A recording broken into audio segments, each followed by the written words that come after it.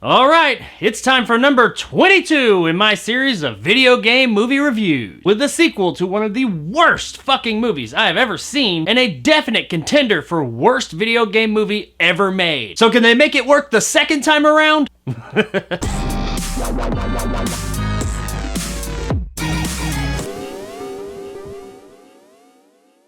Alone in the Dark 2 was for some fucking reason brought to us by directors Michael Roche and Peter Shearer. Apparently, Uwe Boll passed on making the sequel to his original 2005 monstrosity, instead taking a producer credit this time around. And if Uwe Boll passes on a video game movie project that you have taken on, you now know you have fucked up. Alright, let's get into this thing. We follow, once again, Edward Carnby, but this time not played by Christian Slater, but played by Rick Yoon. This time around, there's a witch loose in New York City, who's on the hunt for her magical dagger that so happens to be in the possession of Carnby. Unfortunately, if you touch this dagger, you end up getting infected with some type of tracking virus kind of thing. I don't know, it doesn't ever really fully explain that part. If you touch it, you get lots of fucking crazy looking lines all over your body, and she can track you wherever you are at night. And of course, he does this. So he spends the majority of the movie trying to get away from her while she's right there on his heel. He's taken in by a family who's been fighting this witch for like a generation or two, and they enlist him to help them battle the witch and hopefully defeat her once and for all. And that's about it. I mean, there's some other things that happen, but I'm not gonna get into all that here. That's the basic story. That's really all you need to know. That's probably more than you need to know. If nothing else, Alone in the Dark 2 is better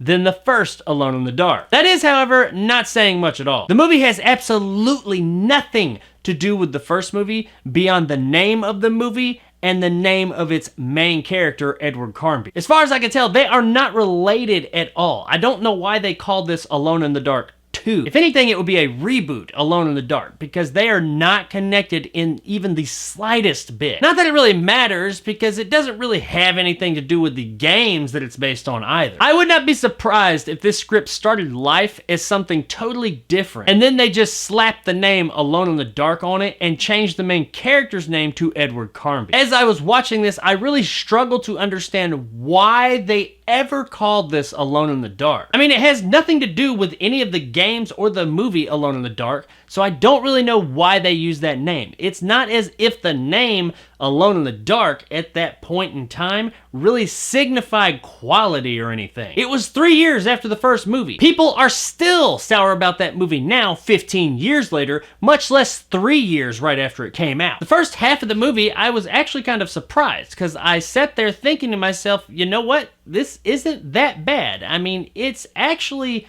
okay. I'm not saying it was a masterpiece or anything, but up to at least about the halfway point, I was thinking it's not terrible. I mean, it's aight. And it was loads better than the first one, that's for fuck sure. But then the movie started to spiral downhill. I will say that it never did reach the depths of the first one, but it did definitely go down in quality at about the halfway mark. Even up to that point, it's not as if it had been the most exciting movie I'd ever seen. But after that point, it just gets pretty dull, dumb, and ridiculous. Not the good kind of ridiculous. No, the I'm not gonna follow my own rules that I've set up kind of ridiculous. And that's one of the things this movie does. It does not follow its own rules. It will set things up in one scene and then the very next scene go totally against them. There's a part where Carnby's given this injection of serum that's supposed to cloak him from the witch so she can't see him. And in the very next scene, she shows up attacking them at the place that they're at. If he's hidden from her and cloaked and she can't see him, she can't track him, then how the fuck did she know where he was? I mean, it really doesn't matter. But when movies do set up rules and turn right around and just break them, I always take notice of that because it's just kind of mind-numbing as to why would you even set those rules up to begin with if you're gonna turn right around and do the fucking opposite. It's just stupid. You're wasting my fucking time at this point. The story is, I mean, it's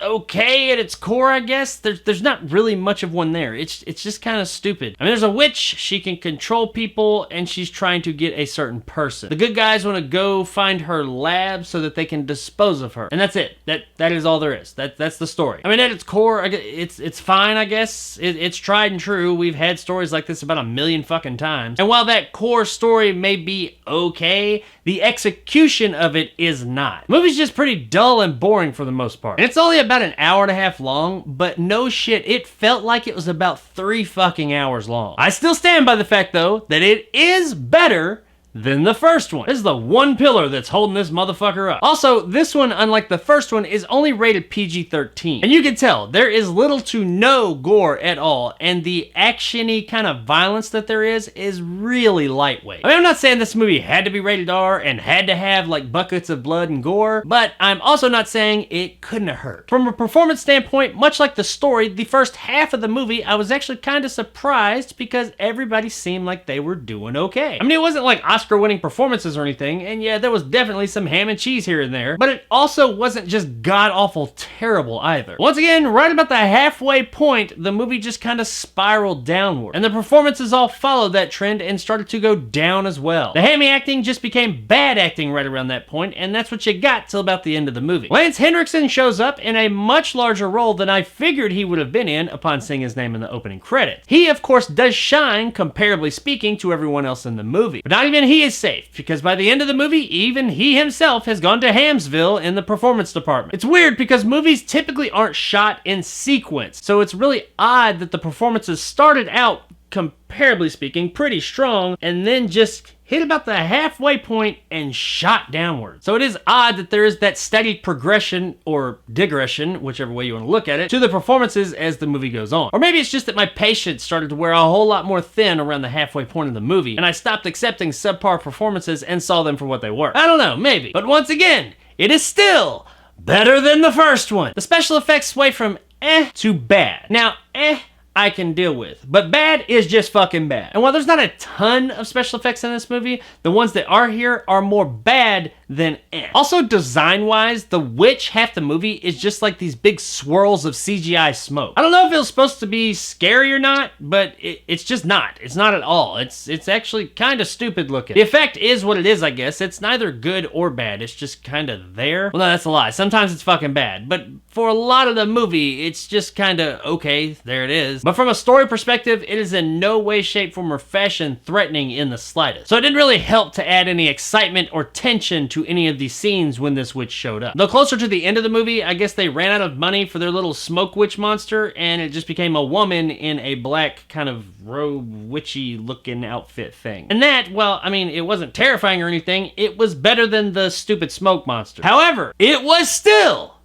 better than the first one. Speaking of the end, it is just a convoluted, dumb mess. I mean, really, it is really dumb. It happens in like 2 parts, and by that point, I don't even think you want it to happen in 1 part, much less them split it up into 2 parts. They do that whole thing where you think, oh, we defeated the monster and had the big moment, and then they have another moment later on because, oh no, we didn't realize this thing. And the first part is just kind of dull and bleh, but the second part that's supposed to be the big oh my moment is just fucking stupid. It's got god-awful effects, acting, and just everything going on there is just bad. They should have left it with the first one. You ain't Return of the King. You don't get to have 15 different endings. But it was still better than... Actually, no, that's not true. This is the one place I will give the first one the edge. The ending of the first movie was more impactful than this one. Now, the ending of the first movie didn't make a whole lot of fucking sense, but you absolutely were not in any way, shape, form, or fashion expecting it, so I will give it that. It was a bit more impactful. Didn't say good, said more impactful,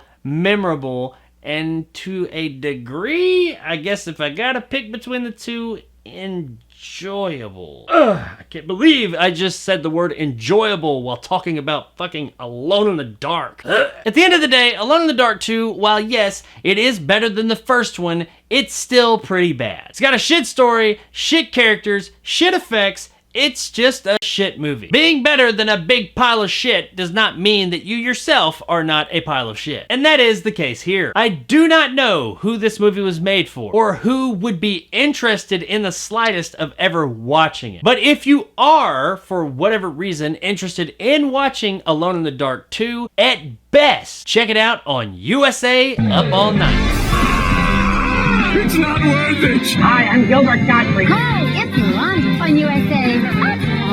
It's okay. It's just not worth it! Even for fans of the game, just don't check this one out. There is nothing for you here. And the only reason I didn't give this one a dumpster fire was because it is better than the original. As mentioned before, that is not saying a whole lot, but it is a step above that one. Still, don't watch this fucking movie. Just move along. So there it is, guys, my review of Alone in the Dark 2. If you enjoyed and want more content like this, hit that subscribe button and help my little channel grow. If you liked what I had to say, give me a like. If not, let me know in the comments below why. And as always, stay sexy, New York City.